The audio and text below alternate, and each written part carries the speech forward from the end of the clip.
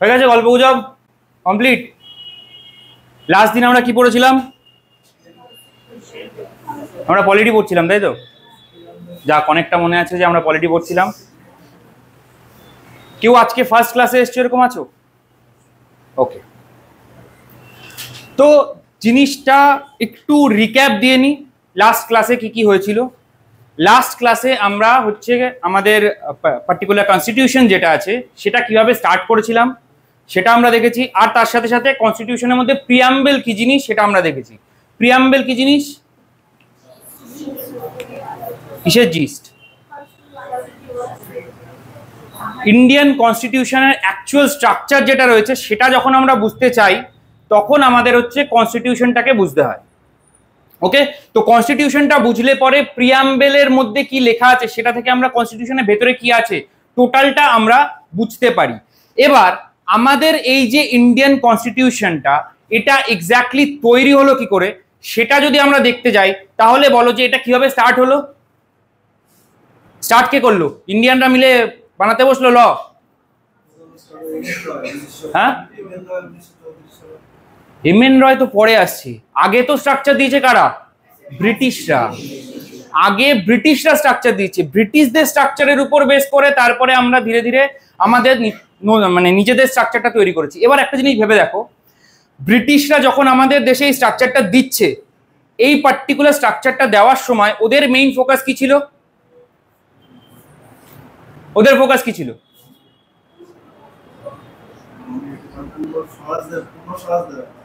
পূর্ণ স্বরাজ।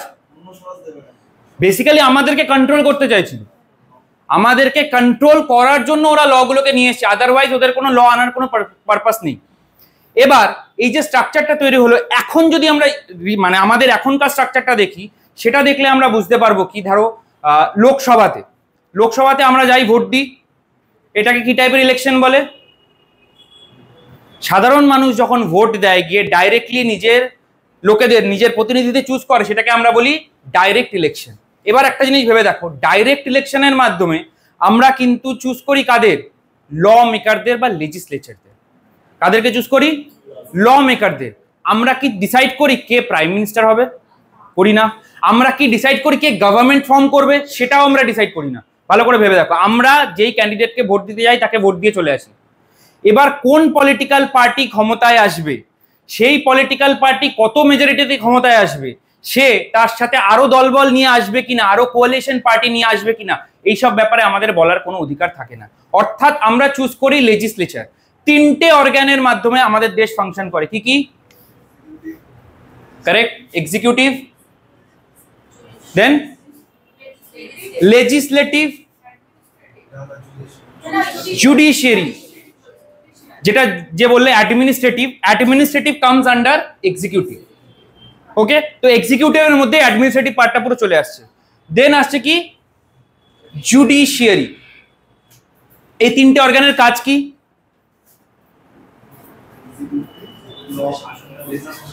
হ্যাঁ, নো, লেজিসলেচারের কাজ ওটা। আইন বানানো কার কাজ? লেজিসলেচারের কাজ। ওকে, তাদেরকে কি করার কাজ? মেনটেন বা এক্সিকিউট করানোর কাজ। একটা ল আমি বানিয়ে দিলাম, একটা অ্যাক্ট আমি বানিয়ে দিলাম, বাট বানিয়ে দেওয়ার পর সেটা আদৌ কাজে লাগবে কিনা, আদৌ সেটা প্রপারলি ফাংশন করবে কিনা, সেটা দেখার কাজ কাদের? এক্সিকিউটিভদের। এই এক্সিকিউটিভদের মধ্যে কারা আসছে? মিনিস্টাররা আসছে, আইএএস অফিসাররা আসছে, আইপিএস অফিসাররা আসছে, এরা সবাই হচ্ছে এক্সিকিউটিভের পার্ট। এবার ধরো ভুলভাল কিছু ল বানানো হলো, বা লটা ঠিকঠাকই বানানো হলো, এক্সিকিউশনের সময় ভুলভাল কিছু কাজবাজ করা হলো, তখন সেটা দেখবে কে? জুডিশিয়ারি। এই ফাংশনগুলো আমাদেরকে আগে বুঝতে হবে। তো আমরা কাদেরকে চুজ করি? আমরা এক্সিকিউটিভ চুজ করি না লেজিসলেচার চুজ করি? জুডিশিয়ারির ক্ষেত্রে কিন্তু আমরা কিছু বলারই অধিকার থাকে না, আমরা লেজিসলেচার চুজ করি। ওকে, লেজিসলেচার চুজ করলাম, কাজ শেষ আমাদের। এরপর এই লেজিসলেচার চুজ করার পর এক্সিকিউটিভ কারা হবে আমরা জানি না, মানে আমরা লেজিসলেচার চুজ করে দিই যারা তাদের মধ্যে থেকে কেউ কেউ এক্সিকিউটিভ ফাংশনও পারফর্ম করে। ওকে, লেজিসলেচার চুজ করে দিই তাদের মধ্যে থেকে। ধরো আমি নরেন্দ্র মোদীও কোনো জায়গা থেকে ভোটে জিতে গেছে, ঠিক আছে, এবার তিনি যে প্রাইম মিনিস্টার হচ্ছেন সেই ব্যাপারে আমার কোনো বলার অধিকার নেই। মানে লেজিসলেচারের মধ্যে অনেকে আছে কিন্তু তার মধ্যে সবাই এক্সিকিউটিভের ফাংশন পালন করছে না। ওকে, বাট ইংরেজরা যখন ফার্স্ট টাইম আইন বানাচ্ছে তখন ওরা কি করছে, ওরা এক্সিকিউটিভ চুজ করছে, যেই এক্সিকিউটিভরা লেজিসলেচারের ফাংশনও পারফর্ম করছে। এবার ইংরেজরা আইন বানাতেই বা গেল কেন? ইন্ডিয়া দখল করছে, ট্যাক্স কালেক্ট করছে, ওদের দরকার কি আছে আইন বানানো?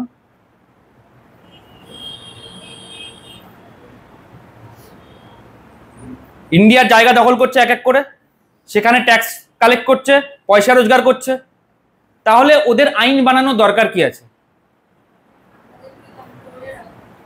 আর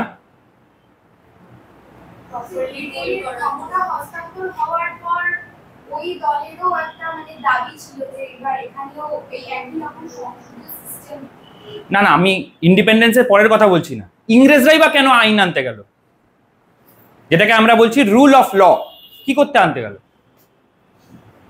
মানে দেখো, ল যে আনা হচ্ছে বা চেঞ্জেস যে আনা হচ্ছে, তার মানে কিছু না কিছু পারপাস রয়েছে। এমনি এমনি কেউ ল আনে না। পারপাসটা কি? পারপাসটা হচ্ছে ঘাপলা বা করাপশন। ওকে, তো ফার্স্ট ব্রিটিশরা যখন আইন আনছে, দেখো এটা আমরা স্ট্রাকচার ওয়াইজ দেখবো, তো ওয়ান বাই ওয়ান আমরা স্ট্রাকচার ওয়াইজ পরে দেখছি। স্ট্রাকচার ওয়াইজ আমরা যখন দেখবো, তখন ফার্স্ট দেখবো হচ্ছে আমরা রেগুলেটিং অ্যাক্ট অফ 1773। বাড়িতে সবার ফ্যান আছে, কখনো যদি বেশি গরম লাগে আমরা কি করি? স্পিড বাড়িয়ে দিই, রেগুলেট করি। যদি ঠান্ডা লাগে আবার কমিয়ে দিই। অর্থাৎ এটাকেই বলছি হচ্ছে রেগুলেশন বা রেগুলেট করা। নাও রেগুলেট করার দরকারটা কেন পড়লো? বাই 1770s, 1770 সাল আসতে আসতে ব্রিটিশ ইস্ট ইন্ডিয়া কোম্পানি ভারতবর্ষে অনেকগুলো জায়গা দখল করে নিয়েছে, সেখান থেকে ট্যাক্স কালেকশনও করছে। ওয়্যারঅ্যাজ বলছে গিয়ে ইস্ট ইন্ডিয়া কোম্পানি যে আমাদের কাছে পয়সা নেই। ব্রিটিশ গভর্নমেন্টের কাছে গিয়ে, ইংল্যান্ডে যে ব্রিটিশ গভর্নমেন্ট আছে তার কাছে গিয়ে বলছে আমাদের কাছে পয়সা নেই। ব্রিটিশ গভর্নমেন্ট বলছে এটা কি করে হলো? ওরা ট্যাক্স কালেক্ট করছে, প্রোডাক্ট সেল করছে, সবকিছু করছে, তা সত্ত্বেও ওরা পয়সা কেন চাচ্ছে? ওরা বলল আইদার আমাদেরকে 1 মিলিয়ন পাউন্ডস এখনই ট্রান্সফার করুন, এখনই টাকাটা দিন, আদারওয়াইজ আমরা বিজনেস রান করতে পারবো না। এরকম একটা সিচুয়েশনে ফেলে দিল। তো ব্রিটিশ গভর্নমেন্ট বলল ঠিক আছে, টাকা যখন আমরা দেব তাহলে কন্ট্রোলও আমরাই করব। তার জন্য ইস্ট ইন্ডিয়া কোম্পানিকে কন্ট্রোল এবং রেগুলেট করার জন্য নিয়ে আসা হলো রেগুলেটিং অ্যাক্ট অফ 1773। মানে কি করা হলো? অ্যানসারেবিলিটি আনা হলো। কেন করা হলো এটা? কারণ ইস্ট ইন্ডিয়া কোম্পানির পয়সা রোজগার করার কথা, পয়সা রোজগার করছে ইস্ট ইন্ডিয়া কোম্পানির অফিসাররা বিভিন্ন রকম করাপশন এবং ঘাপলার মাধ্যমে।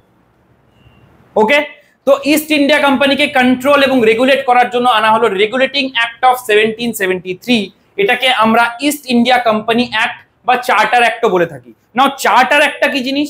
যখন ইস্ট ইন্ডিয়া কোম্পানি 1600 খ্রিস্টাব্দে তৈরি হলো এবং তাদেরকে বলা হলো তারা ইন্ডিয়াতে এসে ব্যবসা করতে পারে, ইস্ট ইন্ডিয়া কোম্পানি ইন্ডিয়াতে এসে ব্যবসা করতে পারে, এবং ওদেরকে মনোপলি দেওয়া হলো, মানে ব্রিটেন থেকে শুধুমাত্র ইস্ট ইন্ডিয়া কোম্পানি এসেই বিজনেস করবে। যখন এই জিনিসটা তৈরি করা হলো, তখন যেটা দেওয়া হলো ওদের হাতে একটা এরকম ফর্দ টাইপের দেওয়া হলো যে এই এই জিনিস তোমরা করতে পারবে, এই এই জিনিস অ্যালাউড। এটাকেই আমরা বলছি চার্টার অ্যাক্ট। এবং বলা হলো কি প্রত্যেক 20 বছরে এটাকে আমরা চেঞ্জ করতে পারি বা রিভাইজ করতে পারি। তাহলে এটাকে আমরা চার্টার অ্যাক্টও বলতে পারি। তো চার্টার অ্যাক্ট কত বছর বাদে বাদে আসবে? 20 বছর বাদে বাদে আসবে। আর রেগুলেটিং অ্যাক্ট কি ফার্স্ট টাইম আনা হলো 1773 তে, যাতে ইস্ট ইন্ডিয়া কোম্পানিকে কন্ট্রোল অ্যান্ড রেগুলেট করা যায়। এবার কন্ট্রোল এবং রেগুলেট করতে গেলে পরে কাউকে একটাকে মাথা হিসাবে ধরতে হবে না, যে এই ঘাপলাটা কেন হলো? এই জায়গা থেকে আমার এত টাকা ট্যাক্স আসার কথা ছিল, সাপোজ 1 কোটি টাকা ট্যাক্স আসার কথা ছিল, আমার 80 লাখ টাকা আসলো, কেন আসলো? জিজ্ঞেস করতে পারবে। এই অ্যান্সারেবিলিটি তৈরি করার জন্য গভর্নর অফ বেঙ্গলকে বানিয়ে দেওয়া হলো গভর্নর জেনারেল অফ বেঙ্গল। পারপাসটা বোঝো। ইন্ডিয়াতে 3টে ওদের মেইন সেন্টার ছিল, একটা বোম্বে, একটা মাদ্রাস, আর একটা কলকাতা বা বেঙ্গল। 3টে ওদের মেইন লোকেশন ছিল। এই 3টে লোকেশনের মধ্যে থেকে একটা লোকেশন যেখানে ওদের প্রচুর কন্ট্রোল ছিল এবং সেই জায়গা থেকে প্রচুর রেভিনিউ আসতো, সেই জায়গার যে গভর্নর, 3টে জায়গা 3টে আলাদা আলাদা গভর্নর ছিল, বেঙ্গলের যে গভর্নর তাকে এক্সট্রা পাওয়ার দিয়ে বানিয়ে দেওয়া হলো গভর্নর জেনারেল অফ বেঙ্গল। কেন না? ও হয়ে গেল অ্যানসারেবল, যে পুরো ইন্ডিয়া থেকে যে রেভিনিউ আসবে, যেই টাকা খরচা করা হবে, কোন খাতে কেন খরচা করা হলো, সবকিছুর দায়িত্ব দিয়ে দেওয়া হলো এই গভর্নর জেনারেল অফ বেঙ্গলকে। বোঝা গেল? তাহলে রেগুলেটিং অ্যাক্ট অফ 1773 এর মাধ্যমে গভর্নর অফ বেঙ্গল হয়ে গেল governor general of Bengal. First governor general of Bengal হচ্ছে কে? Warren Hastings. এগুলো কিন্তু এক্সামে বহুবার আসে, কোন অ্যাক্টের মাধ্যমে করা হয়েছে বা কে হয়েছিল first governor general of Bengal. Next, এবার গভর্নর জেনারেল অফ বেঙ্গল দেওয়া হলো তাকে একটা পোস্ট, তার সাথে ওই ফাংশনগুলো পারফর্ম করার জন্য একজনের হাতেই যদি সব দায়িত্ব থাকে, এবার নিচে কাউকে ঘাপলা করতে দেবে না, ওই সব ঘাপলা করে চলে গেল। এরকম সিচুয়েশন যাতে ক্রিয়েট না হয়, ওকে একটা এক্সিকিউটিভ কাউন্সিলও দেওয়া হলো। এক্সিকিউটিভ কাউন্সিল, ওকে লেজিসলেটিভ কাউন্সিল নয়। এই যে একটা 4 মেম্বারের এক্সিকিউটিভ কাউন্সিল দেওয়া হলো, এটাকে বলা হতো কোর্ট অফ ডিরেক্টরস। এই কোর্ট অফ ডিরেক্টরস লেজিসলেচারের ফাংশনও পারফর্ম করত। ব্যাপারটা বোঝুন, এক্সিকিউটিভ দেওয়া হলো যারা লেজিসলেচারের ফাংশনও করছে, মানে ল মেকিং এর কাজও করবে। ওকে, ইন্ডিয়াতে বর্তমানে কি রয়েছে? লেজিসলেচার যাদের মধ্যে থেকে কেউ কেউ এক্সিকিউটিভ ফাংশনও পারফর্ম করে, অর্থাৎ যা ছিল পুরো 180 ডিগ্রি ঘুরে গেল। এবার এই 180 ডিগ্রি যে ঘুরলো, সেটা কিভাবে ধাপে ধাপে হয়েছে সেটা আমরা দেখব। ওকে, আরেকটা জিনিস কি বললাম, ওদের প্রচুর ঘাপলা ছিল। তো ঘাপলা কি করে হতো? ইস্ট ইন্ডিয়া কোম্পানির ঘাপলা করার প্রসেসটা এরকম ছিল। ইস্ট ইন্ডিয়া কোম্পানির অফিসাররা, দেখো, ইন্ডিয়া থেকে ওরা প্রোডাক্ট নিয়ে ওদের দেশে নিয়ে গিয়ে বিক্রি করতো, ঠিক আছে? যেই টাকা এক্সট্রা আসলো সেটা প্রফিট। এই স্ট্রাকচারে ওরা খেলতো। এবার এই জিনিসটা ভেবে দেখো, যখন এই ইস্ট ইন্ডিয়া কোম্পানির অফিসাররা নিজেরাই প্রোডাক্টটা কিনছে, ঠিক আছে, ইস্ট ইন্ডিয়া কোম্পানি যখন জাহাজে পাঠাচ্ছে তখন নিজেদের জিনিসপত্র বলে নিয়ে যাচ্ছে, ওটাকে নিয়ে গিয়ে ইউরোপে বিক্রি করছে। প্রফিট কে করবে? অফিসাররা প্রফিট করবে, ইস্ট ইন্ডিয়া কোম্পানি প্রফিট করবে না। বুঝতে পারলে? এই জন্য ওরা বললো প্রাইভেট ট্রেড পুরোপুরি বন্ধ। এত নিয়ম কানুন বানিয়ে দিল। নিয়ম কানুন বানিয়ে দিলেই তো হলো না, কাউকে দেখতেও তো হবে। তার জন্য তৈরি করলো first supreme court in Calcutta. 1784 খ্রিস্টাব্দে ফার্স্ট টাইম এই রেগুলেটিং অ্যাক্ট অফ 1773 বেসিসেই তৈরি হলো সুপ্রিম কোর্ট অ্যাট ক্যালকাটা। বোঝা গেল জিনিসটা? স্টেপ বাই স্টেপ কি করে ধাপে ধাপে দেখো, জুডিশিয়ারিও চলে আসলো, এক্সিকিউটিভ বানানো হলো, এবং এক্সিকিউটিভের সাথে এই এক্সিকিউটিভদের এক্সট্রা একটা ফাংশনও দিয়ে দেওয়া হলো, কি? লেজিসলেচার। এবার একটা জিনিস বোঝো, এই যে মাদ্রাস, এই বোম্বে বা মাদ্রাস, এরা কিন্তু আইন বানাতে পারবে না। এদের কাজ কি হবে? শুধু এক্সিকিউট করানো। এখানের যে গভর্নর আছে সে শুধু কাজ করাবে, আর এইখানের যে কাজ সেটা হচ্ছে এক্সিকিউট করানো তো আছেই, তার সাথে সাথে আইন বানাবেও এরা। এই স্ট্রাকচার ফার্স্ট টাইম ইন্ডিয়াতে নিয়ে আসলো, যেটাকে আমরা বলি রুল অফ ল। ল এর মাধ্যমে চলবে।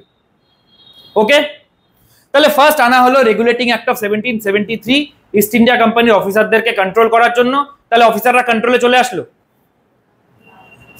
আসবে। ওদেরকে কন্ট্রোল করা অত সহজ নয়।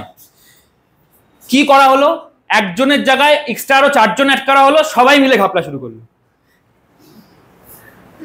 তো বললো এমন কিছু একটা করতে হবে যাতে বিজনেসে সবাই ইনভলভ থাকবে না। কেউ কেউ ধরো অ্যাডমিনিস্ট্রেশন দেখবে, কেউ কেউ ধরো বিজনেস দেখবে।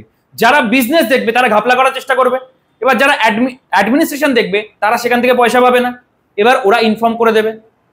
অর্থাৎ নিয়ে আসবে কি, দুটো পার্টি জিনিসটাকে ভাগ করে দেওয়ার চেষ্টা করবে। দেখো, পরের একটা কবে আসার কথা? 1793 তে আসার কথা, তাই তো? 20 বছর বাদে 1793 তে আসার কথা। বাট পরের একটা ওরা আনতে বাধ্য হচ্ছে 1784-এ, যেটাকে আমরা বলছি কি, পিটস ইন্ডিয়া অ্যাক্ট। ওকে, এবার দেখো, কোর্ট অফ ডিরেক্টরস অলরেডি ছিল। কোয়েশ্চেন আসবে, কোন অ্যাক্টের মাধ্যমে কোর্ট অফ ডিরেক্টরস এর পোস্টটা ক্রিয়েট করা হয়েছে? কোন অ্যাক্টের মাধ্যমে? রেগুলেটিং অ্যাক্ট অফ, সবকটাই রেগুলেটিং অ্যাক্ট আসবে, সবকটাই রেগুলেট করার জন্য। ওকে, তো রেগুলেটিং অ্যাক্ট অফ 1773 এর মাধ্যমে আনা হলো কোর্ট অফ ডিরেক্টরস। তো এটা অলরেডি আছে যারা বিজনেস দেখছে। এবার পলিটিক্যাল ফাংশন, মানে এই যে যুদ্ধ হচ্ছে সেখানে ডিসিশন মেকিং এর ক্ষেত্রে নিয়ে আসা হলো board of control. Basically board of কন্ট্রোলকে আনা হলো কন্ট্রোল করার জন্য। তো কমার্শিয়াল এবং পলিটিক্যাল ফাংশন দুটো আলাদা করে দেওয়া হলো। বোঝা গেল? কমার্শিয়াল ফাংশন এবং পলিটিক্যাল ফাংশন দুটো আলাদা করে দেওয়া হলো। কমার্শিয়াল ফাংশন দিয়ে দেওয়া হলো কোর্ট অফ ডিরেক্টরস এর হাতে, আর পলিটিক্যাল ফাংশন দিয়ে দেওয়া হলো বোর্ড অফ কন্ট্রোলের হাতে। বোর্ড অফ কন্ট্রোলকে কেন আনা হলো? কন্ট্রোল করার জন্য। এটা থেকে আমাদের মাথায় রাখতে হবে, ফার্স্ট আনা হলো হচ্ছে কোর্ট অফ ডিরেক্টরস, দেন তাও ওদেরকে কন্ট্রোল করতে পারছিল না, তাই জন্য ঠিক তার পরের একটা আনা হলো বোর্ড অফ কন্ট্রোল। নিয়ে আসা হলো কি সিস্টেম অফ ডাবল গভর্নমেন্ট। ওকে, এই অ্যাক্টটাকে বলা হয় অ্যাক্ট অফ সেটেলমেন্ট। কেন না ইস্ট ইন্ডিয়া কোম্পানির অফিসারদের সাথে যাতে একটু সেটেলমেন্ট করা যায় তার জন্য স্টার্ট করা হলো হচ্ছে এই অ্যাক্ট অফ সেটেলমেন্ট। এবং এই ফার্স্ট টাইম এই অ্যাক্টের মাধ্যমে ইস্ট ইন্ডিয়া কোম্পানির টেরিটরি, তাও খুব ছোট ছোট জিনিস, খুব ছোট ছোট জিনিস, যে ইস্ট ইন্ডিয়া কোম্পানির টেরিটরি তাকে বলা হলো কি ব্রিটিশ পজিশন। মানে ওটাকে আর ইস্ট ইন্ডিয়া কোম্পানির জায়গা দখলদারি বলা হচ্ছে না, ওটাকে বলা হচ্ছে কি ব্রিটিশদের জায়গা। ওকে, ওয়ার্ড চেঞ্জ করে দিল, মনে হবে সিম্পল জিনিস, বাট ইস্ট ইন্ডিয়া কোম্পানির জায়গা থেকে বানিয়ে দেওয়া হলো ব্রিটিশদের জায়গা। এবার এত কিছু ওরা বলতে পারছে কেন? ওই যে 1 মিলিয়ন পাউন্ড ওরা দিয়েছিল, তো তার বেসিসে ওরা কন্ট্রোল করবেই ইস্ট ইন্ডিয়া কোম্পানিকে। তাহলে এবার ইস্ট ইন্ডিয়া কোম্পানির অফিসাররা নিশ্চয়ই কন্ট্রোল হয়ে গেল। এবার সবাই মিলে ঘাপলা শুরু করলো।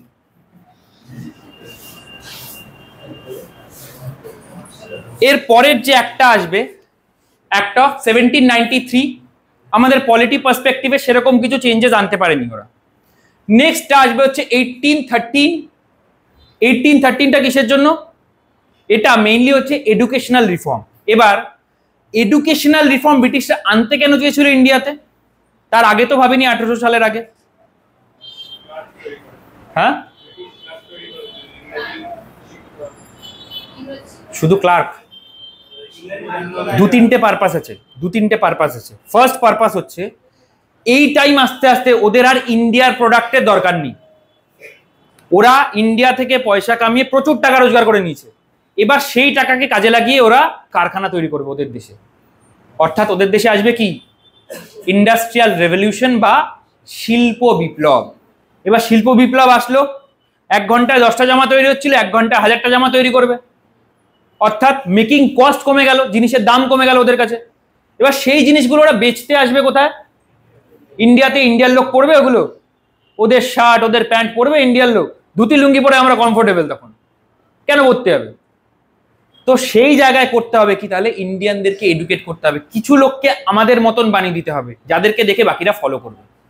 তার জন্য 1800 খ্রিস্টাব্দের পর থেকে আমরা দেখবো ওরা এডুকেশনে অনেক কিছু চেঞ্জেস আনার চেষ্টা করবে, তার আগে ভাববে না। সেকেন্ড পারপাস যেটা ও বললো সেটা হচ্ছে যে ব্রিটিশদের জন্য যে ক্ল্যারিক্যাল পোস্টের যে কাজগুলো সেগুলো করার জন্য ওরা ব্রিটেন থেকে লোক আনছিল। এবার যেই টাকা ওখানে দিচ্ছে, যেই টাকা ওখানে দিচ্ছে এবং সেই টাকা অনুযায়ী যে সার্ভিস ওরা পাচ্ছে তার থেকে 4 ভাগ 5 ভাগ টাকায় ওরা ইন্ডিয়ানদেরকে দিয়ে সেম লোয়ার লেভেলের কাজগুলো করিয়ে নেবে। এই দুটো কারণে 1813-তে আনলো বেশ কিছু এডুকেশনাল রিফর্ম। ঠিক আছে, বলা হলো প্রত্যেক বছর 1 লাখ টাকা করে ইন্ডিয়ায় ইংলিশ এডুকেশনের জন্য ওরা খরচা করবে।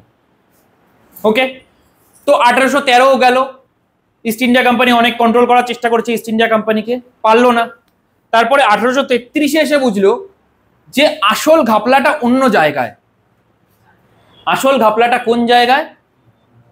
তখন একটা কলেজ ছিল, যে কলেজটার নাম হচ্ছে হ্যালিবেরি। কি নাম? হ্যালিবেরি। ওকে, এই হ্যালিবেরি কলেজে যদি কাউকে ভর্তি হতে হতো তাহলে কোর্ট অফ ডিরেক্টরস বা বোর্ড অফ কন্ট্রোলের থেকে কারোর রেকমেন্ডেশন লাগবে। ঠিক আছে, ওই তখন থেকে চলছে court of directors, board of control, এদের রেকমেন্ডেশন লাগবে। তো হ্যালিবেরি কলেজ থেকে পাস আউট হওয়ার সুবিধা কি? হ্যালিবেরি কলেজ থেকে যে কেউ পাস আউট হয় তাহলে সে অটোমেটিক্যালি হয়ে যাবে আইসিএস, অর্থাৎ ইন্ডিয়ান সিভিল সার্ভিসের অফিসার। কলেজে ঢোকো, কলেজ থেকে পাস করো, ডাইরেক্টলি ইন্ডিয়ান সিভিল সার্ভেন্ট। ঠিক আছে, এটাকে বলা হতো হ্যালিবেরিস পেট্রোনাজ সিস্টেম। এবার সিস্টেমটা বোঝো, যে কলেজে ঢুকছে সে পাস আউট হচ্ছে, সে অটোমেটিক্যালি সিভিল সার্ভিস অফিসার হয়ে যাচ্ছে। বুঝতে পারলে জিনিসটা? এবার সিভিল সার্ভিস অফিসার হওয়ার পর এবার একটা জিনিস ভাবো, রেকমেন্ডেশন কারা দেবে? ওই বোর্ড অফ কন্ট্রোল আর কোর্ট অফ ডিরেক্টরস, এরা রেকমেন্ডেশন দেবে। এরা রেকমেন্ডেশন দিচ্ছে কাদের? আমাদের বর্তমান সমাজে একটা খুব প্রচলিত কথা আছে যেটাকে আমরা বলি নেপোটিজম। নিজেদের রিলেটিভদের, নিজের ফ্যামিলি মেম্বারদের, এদেরকেই ঢুকাচ্ছে হ্যালিবেরি কলেজে, তারাই পাস আউট হচ্ছে, তারা ইন্ডিয়ান সিভিল সার্ভিস অফিসার হচ্ছে ব্রিটেন থেকে, এবং ওরা যখন যাচ্ছে রিটায়ারমেন্ট করে তখন এদেরকে ঘাপলা করা শিখিয়ে দিয়ে যাচ্ছে। দেখ বাবা, এইভাবে এইভাবে আমি ঘাপলা করেছি, তুইও চাইলে এইভাবে এইভাবে ঘাপলা করবি। সুন্দর করে ঘাপলা করা শিখিয়ে দিয়ে যাচ্ছে। এবার দেখলো এইখানটা একটা বিশাল বড় মেজর প্রবলেম এটা। তাহলে এই জিনিসটাই যদি বন্ধ করে দেওয়া হয়, এই জিনিসটা বন্ধ করতে গেলে পরে কি করতে হবে? এখানে করতে হবে, এটাই ঢোকার জন্য করতে হবে ওপেন কম্পিটিশন, অর্থাৎ এক্সাম। কোথার থেকে? ইউপিএসসির বেস তৈরি হচ্ছে, বুঝতে পারছো? ইউপিএসসি এক্সামে এই এক্সাম সিস্টেম ওরা আনতে চাইলো, বললো ওপেন কম্পিটিশন হবে, যারা যারা পাশ করবে তারা তারা ইন্ডিয়ান সিভিল সার্ভিস অফিসার হবে। ওরা বলবে আর অফিসাররা মেনে নেবে? লার্জ স্কেলে ঘাপলা শুরু হলো, তার সাথে সাথে ঝামেলা করা শুরু করলো, বলছে আমরা এটা কিছুতেই হতে দেবো না। তো 1833-এ চেষ্টা করেছিল ওপেন কম্পিটিশন আনার, বাট আনতে পারিনি, ঠিক আছে? বাট আরেকটা জিনিস যেটা করলো সেটা হচ্ছে ওদের ওই যে সেন্ট্রালাইজেশন স্টার্ট করেছিল না, যে বেঙ্গল সব জায়গা কন্ট্রোল করবে, মাদ্রাস হোক বা বোম্বে হোক কন্ট্রোল করবে বেঙ্গল। তো বেঙ্গলে ছিল কি? Governor general of Bengal. ওদের মতে এবার 1833 আস্তে আস্তে অনেক জায়গা দখল হয়ে গেছে। 1833 আস্তে আস্তে ওদের তখন মাইসোর দখল হয়ে গেছে, বেঙ্গলের পরে মাইসোর নতুন একটা জায়গা দখল হয়ে গেছে। মারাঠাদের সাম্রাজ্য দখল হয়ে গেছে, আরো বেশ কিছু ছোটখাটো জায়গা ওরা দখল করে নিয়েছে এতদিন আস্তে আস্তে। এবার শুধুমাত্র গভর্নর জেনারেল অফ বেঙ্গলকে দিয়ে এই পুরো জায়গাটা মানে কন্ট্রোল করানোটা ওদের উচিত মনে হলো না। ওরা বানিয়ে দিল গভর্নর জেনারেল অফ বেঙ্গলকে গভর্নর জেনারেল অফ ইন্ডিয়া। এবং এই যে governor general of India first time হচ্ছে, সেটা কে হচ্ছে? বেন্টিঙ্ক। এইগুলো থেকে কিন্তু কোয়েশ্চেন আসে। তো first governor general of Bengal কে ছিল? ওয়ারেন হেস্টিংস, আমরা একটু আগে দেখলাম। First governor general of India কে হচ্ছে? Lord William Bentinck. এই জিনিসগুলোকে আমাদের বুঝতে হবে। এবার 1833 আস্তে আস্তে ইস্ট ইন্ডিয়া কোম্পানিকে আর কমার্শিয়াল বডি হিসেবে রাখলো না, একটা অ্যাডমিনিস্ট্রেটিভ বডি বানিয়ে দিল। এবার বলবে কেন? ইস্ট ইন্ডিয়া কোম্পানির মেইন ব্যবসাটা কি ছিল? ব্যবসাটা কিরকম টাইপের ব্যবসা ছিল? এখান থেকে নিয়ে যাবে, ওখানে সেল করবে, এটাই ওদের ব্যবসা ছিল। তো এবার ওদের দেশে কি আসলো? শিল্প বিপ্লব। এবার ওদের দেশের প্রোডাক্ট নিয়ে এই দেশে বিক্রি করবে, তার জন্য ইস্ট ইন্ডিয়া কোম্পানির দরকার নেই। অর্থাৎ ইস্ট ইন্ডিয়া কোম্পানিকে একটা অ্যাডমিনিস্ট্রেটিভ বডি বানিয়ে রেখে দিল। আর কি বললো? ওপেন কম্পিটিশন আমরা স্টার্ট করব। চেষ্টা করলো, করতে পারলো না। তো পরের অ্যাক্ট কবে আসবে? 53-তে। আলটিমেটলি 53-তে গিয়ে হচ্ছে এই জিনিসটা ওরা স্টার্ট করতে পারলো।